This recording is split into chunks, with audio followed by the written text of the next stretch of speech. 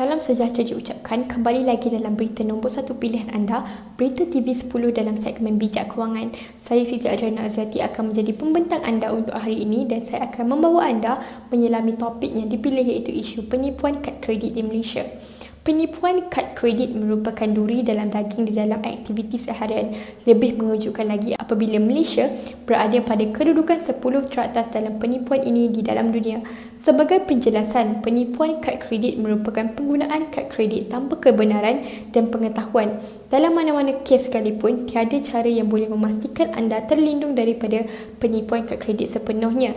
Namun, anda masih boleh mengambil langkah berjaga-jaga untuk mengurangkan risiko daripada menjadi mangsa yang seterusnya. Oleh itu, berita hari ini adalah bertujuan untuk membincangkan mengenai isu ini secara lebih kritis dan analitis untuk membantu memberi pengetahuan agar anda tidak terjebak dalam isu yang membebankan ini. Punca dan cadangan penyelesaian juga akan diselitkan untuk memastikan isu ini dapat dibanteras agar memastikan negara kekal aman tanpa jenayah ini. Sebelum membincangkan dengan lebih kritis lagi mengenai isu ini, lebih elok kiranya jika anda mengetahui apa itu kad kredit. Kad kredit merupakan alat pembayaran secara elektronik yang membolehkan anda membeli barangan dan perkhidmatan tanpa menggunakan wang tunai. Bagaimanakah ia berfungsi? Baiklah, kad kredit yang dikeluarkan menawarkan kemudahan yang meminjam yang dikenali sebagai had kredit yang ditetapkan oleh pengeluar kad kredit. Apabila anda menggunakan kad kredit, pengeluar kad kredit akan membuat pembayaran kepada peniaga bagi pihak anda. Kemudiannya akan meminta bayaran daripada anda melalui penyata bulanan yang dikeluarkan. Merujuk hal ini, apakah kelebihan dan kekurangan kad kredit? Umumnya terdapat pelbagai kelebihan dan kekurangan kad kredit. Namun di sini saya akan menyatakan 3 poin untuk setiap aspek. Kelebihan kad kredit ialah memudahkan membeli barangan dan perkhidmatan melalui talian, di mana sekarang individu boleh sahaja membeli apa-apa menggunakan gadget mereka di mana-mana sahaja dengan mudah. Seterusnya, kaedah pembayaran yang mudah dan cekat dengan kad kredit memudahkan urusan individu. Sebagai contoh, individu boleh sahaja menggunakan kaedah wave yang tidak memerlukan pengguna memasukkan apa-apa kata laluan. Jadi ia menjimatkan masa untuk individu yang dalam kecemasan dan sebagainya. Seterusnya, terdapat pelbagai tawaran istimewa seperti perlindungan insurans dan hadiah promosi yang ditawarkan, dan juga bergerak kepada kekurangan kad kredit pula. Pertama sekali, melalui kad kredit, ia dapat melahirkan masyarakat yang suka berhutang dan budaya berbelanja yang kurang sihat dan tidak terkawal. Hal ini adalah kerana pengguna boleh berbelanja meskipun tidak mempunyai wang di dalam bank. Seterusnya, penipuan kad kredit mudah dilakukan lebih-lebih lagi di zaman ledakan teknologi kini. Seterusnya, ia juga mendatangkan kesan negatif kepada ekonomi negara sekiranya ramai pengguna yang berhutang atau muflis akibat penggunaan kad kredit, maka ekonomi negara akan terjejas. Penilaian kritis akan dilakukan dari salah satu kelemahan kad kredit yang telah disebutkan sebentar tadi, iaitu penipuan kad kredit. Berdasarkan kajian yang dibuat, terdapat pelbagai berita yang telah dikeluarkan di atas talian mengenai penipuan kad kredit ini. Berdasarkan 3 berita yang telah dipilih, ketiga-tiga kes mempunyai jalan cerita yang sama, di mana mangsa menerima panggilan telefon atau pesan ringkas yang mengatakan bahawa mereka telah melakukan transaksi atas talian yang berjumlah sedemikian jumlah.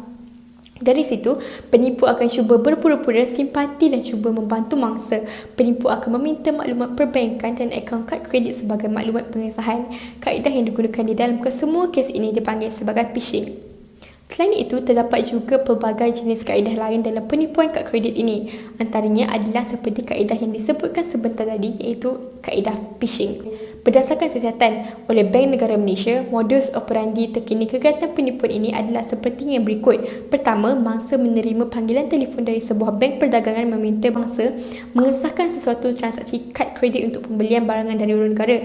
Sebagai contohnya, dari Shanghai yang kononnya telah dicaj kepada kad kredit mangsa. Apabila mangsa memberitahu penipu itu yang beliau tidak ada membuat transaksi berkenaan, penipu akan berpura-pura bersimpati dengan apa yang berlaku dan menasihati mangsa untuk membuat aduan kepada unit kad kredit palsu di Bank Negara Malaysia. Penipu akan memberikan nombor telefon unit kad kredit palsu kepada mangsa. Apabila mangsa menghubungi nombor telefon berkenaan, mereka akan disambut oleh sistem pesanan suara automatik yang menyatakan tempat itu sebagai Bank Negara Malaysia, dan panggilan tersebut kemudiannya dijawab oleh seorang yang mendakwa dirinya sebagai pegawai Bank Negara Malaysia. Pegawai ini akan meminta maklumat berkaitan akaun perbankan dan kad kredit mangsa. Penipu itu kemudiannya akan mengarahkan mangsa supaya memindahkan wang di kaunter kepada akaun pihak ketiga atas alasan untuk memastikan wang mangsa dilindungi. Dalam kes lain, penipu akan meminta maklumat perbankan dan akaun kad kredit mangsa untuk membuat pindah dana secara haram. Kaedah kedua ialah kaedah kecurian kad kredit. Adakah anda kerap membuat bayaran di restoran dengan kad kredit anda? Memberi kad kredit anda kepada pelayan sambil duduk menunggu boleh mendatangkan risiko kecurian maklumat. Sesetengah transaksi dalam talian hanya memerlukan nombor kad kredit, CVV dan tarikh luput. Dengan maklumat tersebut, perkara yang boleh dilakukan tiada batasannya.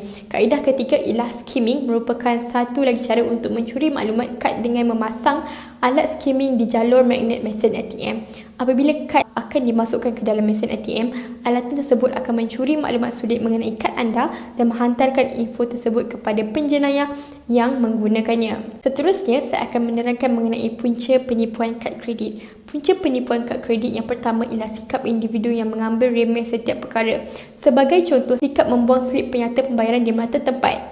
Keduanya berpunca daripada agama dan moral manusia itu sendiri. Keruntuhan moral dan agama menyebabkan individu sanggup menipu dan menganiayai individu lain. Sekiranya individu mempunyai moral dan pegangan agama yang kuat, pasti mereka tidak akan melakukan penipuan dan pemalsuan kad kredit.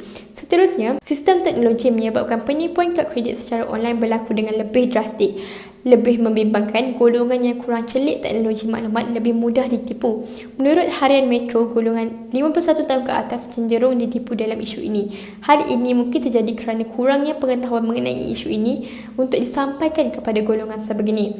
Terakhir sekali ialah dari segi kawalan undang-undang. Sistem undang-undang yang sedia ada mempunyai banyak kelemahan. Sebagai contoh, terdapat kes yang melibatkan penjenayah bebas daripada didakwa dengan memberi rasuah kepada pihak tertentu. Selain itu, hukuman yang sedia ada adalah ringan dan tidak menakutkan penjenayah. Sebagai contoh, Seksyen 240 Kanun Keseksaan menetapkan bahawa pesalah akan dipenjara tidak kurang 1 tahun dan tidak lebih 10 tahun dan disebat atau didenda. Baiklah, bergerak kepada cadangan penyelesaian untuk mengatasi penipuan kad kredit ini. Pertama sekali, dari segi individu, untuk mengatasi masalah phishing, jangan dedahkan apa-apa maklumat sulit melalui panggilan ataupun email. Cara yang terbaik adalah dengan melawat cawangan-cawangan bank secara terus untuk mendapatkan pengesahan dan menangani apa-apa kesulitan yang berlaku sekiranya terdapat panggilan telefon yang mencurigakan. Seterusnya, dalam menangani masalah kecurian kad kredit, pertama sekali anda boleh mengikut pelayan ke kaunter apabila membayar bil di restoran dan sebagainya.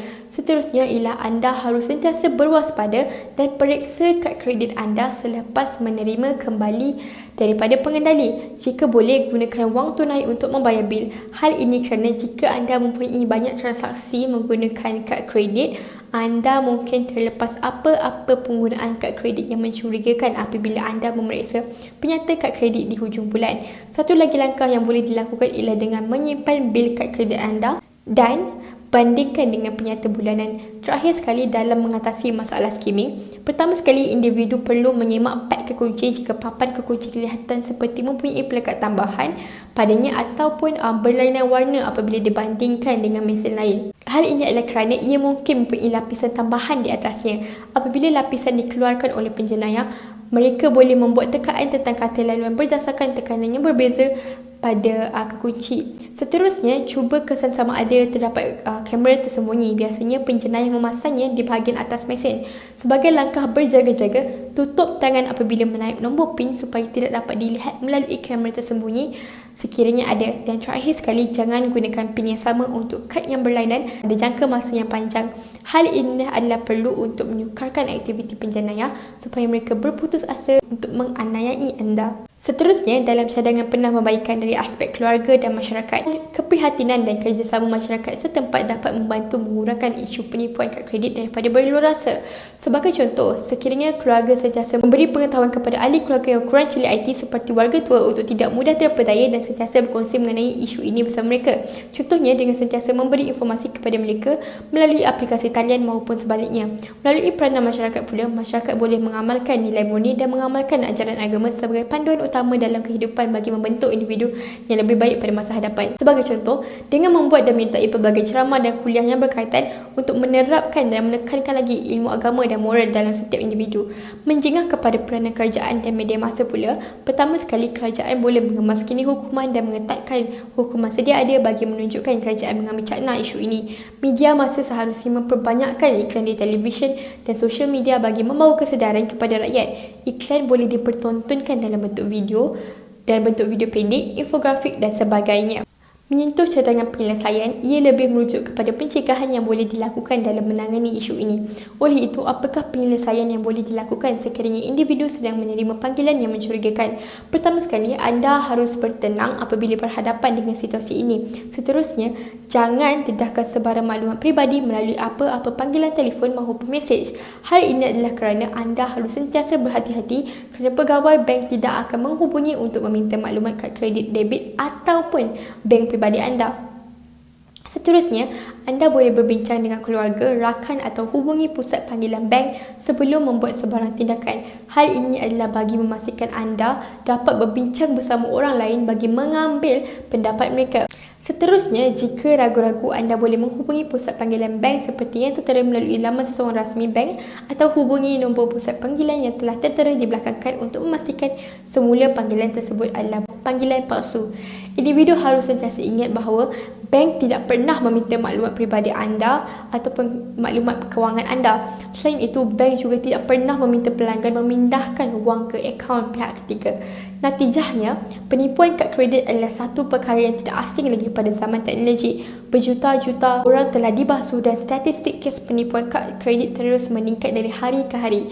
Namun begitu, tidak dinafikan bahawa terdapat juga faedah untuk menggunakan kad kredit. Individu hanya perlu peka dan sentiasa was-was dengan penggunaan supaya peluang untuk menjadi mangsa penipuan kad kredit boleh dikurangkan. Baiklah, itu sahaja untuk berita hari ini. Diharapkan perbincangan yang dikupas memberi sedikit sebanyak pengetahuan kepada anda bagi mengelakkan isu ini daripada berlaku. Terima kasih kerana telah menjadikan rancangan ini sebagai rancangan pilihan pertama anda. Jumpa lagi di hari dan masa yang sama bersama saya, Siti Adriana Azati binti Azman. Sekian, terima kasih.